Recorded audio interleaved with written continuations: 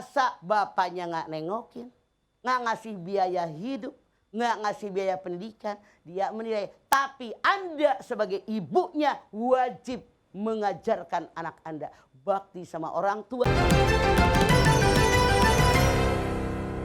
Kadang kalau ini anak ikut dengan ayahnya, ayahnya marah dengan mantan istrinya, dijelekin tuh emaknya di depan anaknya.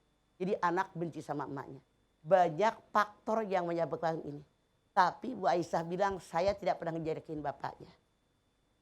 Tapi anak merasa bapaknya nggak nengokin, nggak ngasih biaya hidup, nggak ngasih biaya pendidikan, dia menilai. Tapi Anda sebagai ibunya wajib mengajarkan anak Anda bakti sama orang tua. Nomor 2 setelah ibadah kepada Allah. Maka bilang sama anak Anda, dia berdosa karena tanpa ayahnya dia tidak akan lahir ke alam dunia. Begitu. Siti Aisyah rambutnya basah. Karena mandinya di kali deras. Iya. Makasih Mama. Sebentar. Iya. Tapi Ma, ini berarti sang ibu harus mengusahakan minimal anaknya walaupun seorang itu... ibu bukan sang. Kalau sang bango. Seorang. Kalau saya ngomong sang kan. Nah, minimal anaknya tidak sampai level benci ya Maya. Ya, itu ibu wajib mengarahkannya. Secara biologis kalau saya bilangin, iya itu Mama, itu bapak aku. Aku ngaku dia, tapi waktu aku butuh dia di mana? Iya, Anda bilang ini diizinkan oleh Allah. Ma asaba min musibatin illa bidzillah wa may yu'min billahi yahdi qalbah. Kata Allah, musibah ini diizinkan oleh Allah buat menguji anak Anda bahwa dia punya ayah seperti ini. Hadapi dengan iman. Begitu. Kadang-kadang anak juga cek orang Sunda mah nyeri hatekeun gitu mah. Kasihan dia ibu saya dicuekin. Nah, itu dia. Saya sebagai anak kasihan nih, mendingan udahlah bapak seperti itu mah gitu. Itulah bisikan setan. Bapak lu juga jahat, ngapain lu baik sama dia? Apalagi dia bilang anak saya sudah berhasil. Enggak, setan. Dengerin sekali lagi. Lu kagak ngerti ngomong gue nyaut bukan mulu sih. Ibunya, bisikan dari itu. Makanya jangan nyaut mulu biar ngerti. Ini godaan nih, sebentar, ibu biar ngerti. Ini setan ngebisikan. Bukan ibu yang ngebisikin. Kan ibu bilang tadi nggak pernah. Maaf. Setan ngebisikin. Anak aja kan ngerti. Sekolah bapak nggak biayain. Makan bapak nggak biayain.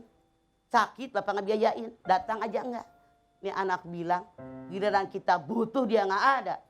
Sekarang kita berhasil dia sudah tua nyari kita.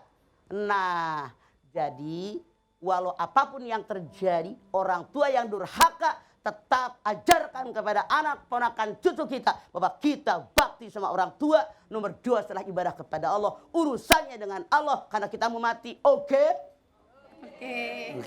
Ya kita kan? mah percaya Ibu Aisyah tidak seperti itu. Gitu Ibu. Iya. Dia makanya nyaut mulu. Takut sangka dia hente. Iya Mama. Saya baik kok. Iya. Pengumuman. Depan, kamunya apa? Sudah cukup ya. Ya. Makasih Mama. Itu Aisyah rambutnya basah. Mandi di kali deras. Iya. Tapi memang banyak kasus seperti itu. Minimal anaknya tidak sampai level benci aja gitu. Iyalah. Iya. Kalau soal yang nggak ngasih mah dia juga dosa gitu kan. Iya. Urusan dosanya dosa bapaknya saja kepada Allah. Betul. Jadi jangan dosa bapak kepada Allah ditambah dosa anak kepada orang tua. Begitu. Oke. Terima kasih ceritanya Bu Aisyah ya. Ibu Aisyah sudah punya pendamping lagi sekarang? Belum? Apa mau mencarinya?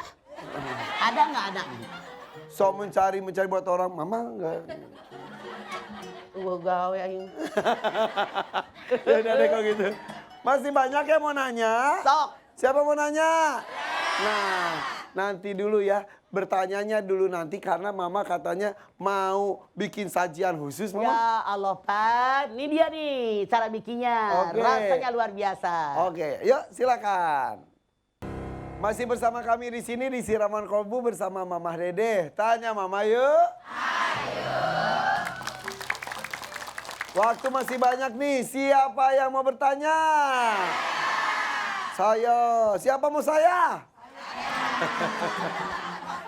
Ibu silakan ibu. Silakan Mama. Dia meni onyoy. Iya, pinky wush. Assalamualaikum warahmatullahi wabarakatuh. Waalaikumsalam warahmatullahi wabarakatuh. tanya Mama yuk. Ayo. Mah, nama saya Tita Suprapti dari Majelis Zikir Al-Fadilah Kabupaten Sumedang. Oke. TIT Ata. Tita. Tita. Ya. Ya langsung. Gini Mah, kita sering membaca surat Falah ya Mah ya, surat Anas, terus ayat kursi juga Mah. Tujuan supaya tidak tergoda oleh setan Mah. Tapi Mah seringkali bisikan setan terus menggoda pada saya khususnya ya Mah ya. Mohon penjelasan amalan dari Mama apa yang harus dibacakan, dilaksanakan oleh saya supaya setan tidak terus-menerus bisik ke telinga saya khususnya gitu Emang Mah. suka bisikannya apa emang? Contoh. Ya, contohnya banyak. Banyak. Oh, ya Yang udah. namanya iman dilawan dengan iman. Tasdikun bil qalbi wa taqrirun bil lisan wa amalun bil arkan. Iman nggak cukup ngomong Tita. Iman itu diakui dalam hati. Diucapkan dengan lisan, diamalkan dengan amal perbuatan. Satu kesatuan yang tidak bisa diterai pisahkan, harus menyatu. Hati, mulut, sikap, perilaku, itu iman. Kalau ada orang ngomong iman, kelakuan nggak sesuai, ya setan masuk. Kalau orang di hati doang iman, tapi mulutnya nyakitin orang, ngarumpi ngomongin orang, tetap setan masuk. Sekali Gibah lagi, ya Mah. dari hati, mulut, sikap, perilaku menyatu. Kalau kita mengaku beriman kepada Allah, mulut sesuai dengan omongan orang yang beriman. Iya. Kelakuan sikap kita sesuai dengan kelakuan sikap orang beriman. Di situ setan gak masuk. Tapi kalau 1, 2, 3, satu di antara 3 tidak ada, setan masih nyelip. Mantapkan satu kesatuan. Hati, mulut, sikap, perilaku, insya Allah setan gak bisa masuk. Jadi- Karena hanya yang digoda adalah orang-orang yang tidak ikhlas dalam ibadah. Oke? Taiti teata. Nah, Bu Tita, jadi maksud Mama tuh jangan baca weh hayo, nggak tahu arti yang dibacakan, Betul. tidak dilakukan dalam Makanya sehari-hari. qad aflahal mu'minun alladzina hum fi sholatihim khashi'un. Sungguh berbahagia orang beriman. Siapa? Kalau sholat khusyuk. Caranya bagaimana? Menyatukan hati, mulut, dan sikap dengan apa yang kita baca. Mengerti isinya lebih khusyuk daripada kita tidak tahu apa yang kita baca. Itu modal yang harus kita miliki. Gitu ya? Oke. Terima kasih Mah. Mangga. Assalamualaikum warahmatullahi wabarakatuh. Waalaikumsalam warahmatullahi wabarakatuh. Jadi jangan hayo terus asinan, tapi tidak tahu apa yang dibaca. Itu masalah. Nih punten. Di kita banyak pengajian, tapi kadang-kadang tidak bermakna, hanya Iya. buang waktu.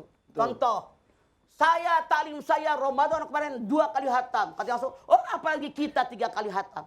Jadi yang ada kebanyakan punten ya Bu, balapan hatam Quran, walaupun baca Quran dapat pahala. Tapi apa fungsi Quran? Anda lihat Al-Baqarah 185.